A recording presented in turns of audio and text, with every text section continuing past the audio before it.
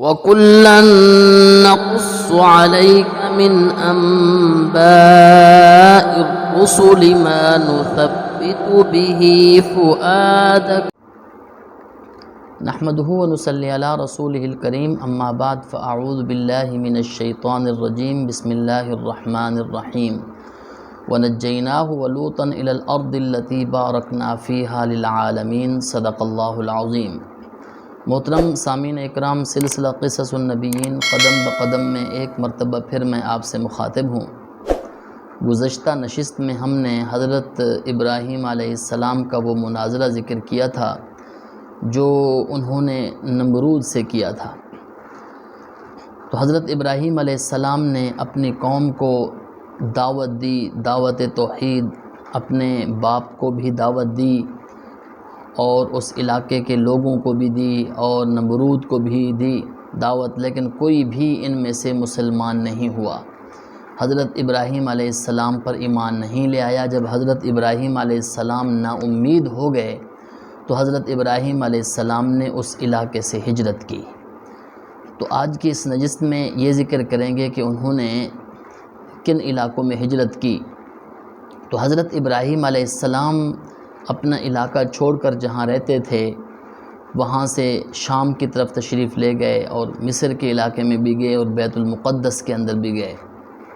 اللہ تعالیٰ نے قرآن مجید کے اندر جو ذکر فرمایا وَنَجَّيْنَاهُ وَلُوطًا إِلَى الْأَرْضِ الَّتِي بَارَكْنَا فِيهَا، ہم نے ابراہیم علیہ السلام کو نجات عطا کی اور حضرت لوط علیہ السلام کو بھی، اور ہم نے ان کو اس زمین کی طرف چلایا، اس زمین کی طرف ہم ان کو لے گئے جس زمین کے اندر ہم نے برکت ڈالی۔ تو یہ برکت والی جو بات ہے یہ شام کی علاقے کے بارے میں بھی آئی ہے اور فلسطین کے علاقے کے بارے میں بھی آیا ہے۔ اگرچہ حضرت ابن عباس رضی اللہ تعالیٰ عنہ فرماتے ہیں کہ الی الارض التی بارکنا فیہا سے مراد مکہ کی سرزمین ہے، اس لیے کہ قرآن مجید میں اللہ تعالیٰ نے فرمایا ان اول بیت وضع للناس للذی ببکۃ مبارکہ وہدی للعالمین۔ تو چونکہ مکہ کو بابرکت کہا گیا ہے تو وہ اس کا مصداق لیتے ہیں، لیکن دوسرے حضرات یہی کہتے ہیں کہ شام اور فلسطین کا علاقہ مراد ہے اس سے، اس کے اندر اللہ تعالیٰ نے برکت عطا فرمائی، برکت ڈالی۔ حضرت ابراہیم علیہ السلام نے اپنی قوم کو جب دعوت دی، قوم نہ مانی تو انہوں نے پھر وہاں سے ہجرت کی۔ ابراہیم علیہ السلام کی اس وقت اولاد نہیں تھی تو حضرت لوط علیہ السلام کو حضرت ابراہیم علیہ السلام نے ساتھ لیا اور اپنی بیوی حضرت سارہ سلام علیہا کو بھی ساتھ لیا، وہاں سے چلے۔ تو حضرت ابراہیم علیہ السلام نے جو یہاں سے ہجرت کی چلے، تو درمیان کے اندر جب مصر کا علاقہ آیا تو مصر کے علاقے میں ایک بادشاہ تھا جو کہ زانی قسم کا تھا۔ تو اس کو جب پتہ چلا کہ ایک مرد اور اس کے ساتھ ایک حسین جمیل ان کی جو ہے نا عورت بھی ہے، بیوی ہے، وہ یہاں آئے ہوئے ہیں، اور جب اس کو پتہ چلتا تھا کوئی عورت ہے، حسین ہے، جمیل ہے، تو وہ اس کو بلا لیتا تھا اور اس کے ساتھ بدکاری کی کوشش کرتا تھا۔ تو حضرت ابراہیم علیہ السلام کو جب اس نے بلایا تو حضرت ابراہیم علیہ السلام سے پوچھا کہ یہ عورت کون ہے؟ تو حضرت ابراہیم علیہ السلام نے فرمایا کہ یہ میری بہن ہے۔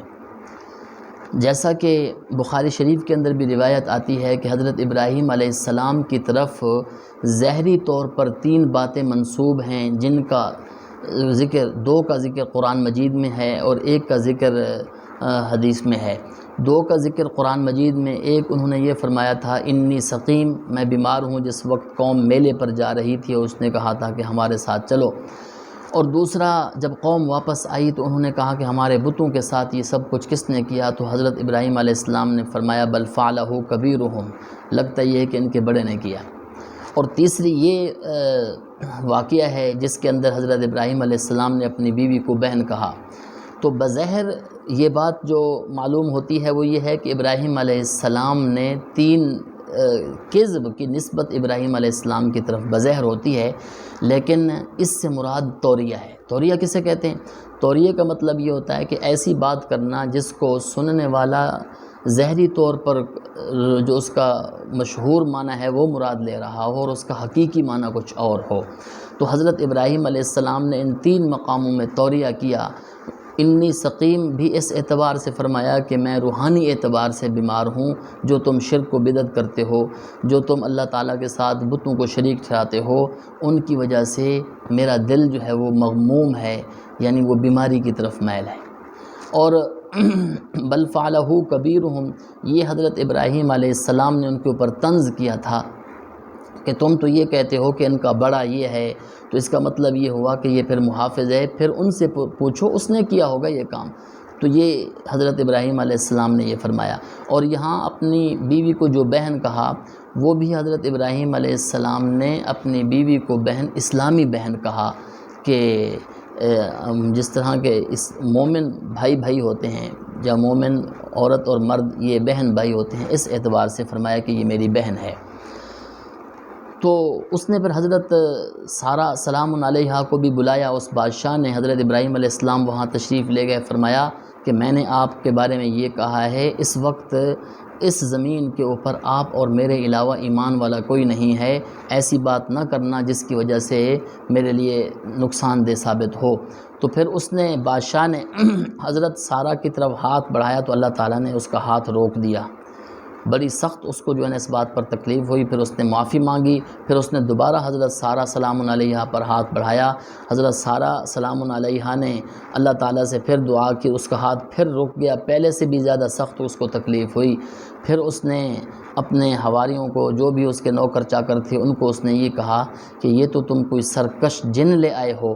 تو حضرت سارہ سلام علیہا کو اس نے جانے دیا، اور ساتھ حضرت ہاجرہ سلام علیہا کو ساتھ اس نے بھیجا۔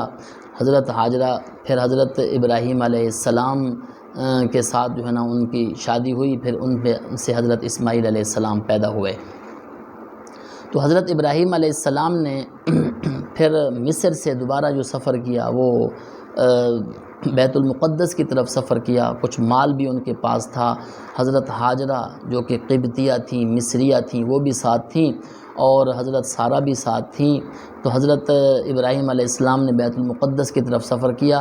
ادھر حضرت ابراہیم علیہ السلام نے جب ہجرت کی تھی تو حضرت لوط علیہ السلام ان کے ساتھ تھے، جو کہ ان کے بھتیجے تھے، لوط بن ہاران بن آزر، یہ حضرت لوط علیہ السلام کا نسب ہے۔ تو حضرت لوط علیہ السلام کو حضرت ابراہیم علیہ السلام نے غور کے علاقے میں، جہاں سدوم ان کا جو ہے نا ایک علاقہ مشہور ہے، وہاں بھیجا تھا۔ تو پھر وہاں گئے، درمیان کے اندر کچھ لوگوں نے حضرت لوط علیہ السلام کو پکڑ لیا تھا۔ حضرت ابراہیم علیہ السلام کو جب پتہ چلا تو انہوں نے اپنا لشکر ساتھ لے کر آئے اور ان لوگوں کے ساتھ مقابلہ کیا، اور حضرت لوط علیہ السلام کو چھڑوا کر ان کو ان کے علاقے میں بھیجا، اور حضرت ابراہیم علیہ السلام نے پھر دمشق کی طرف، شمال کی طرف انہوں نے رخ کیا۔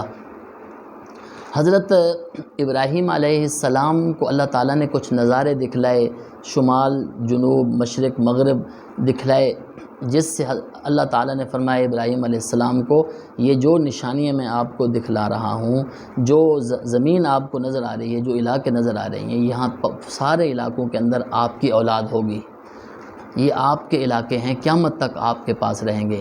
اس سے ایک اشارہ امت محمدیہ کے بارے میں بھی ملتا ہے کہ امت محمدیہ بھی حضرت ابراہیم علیہ السلام کی نسل سے ہے۔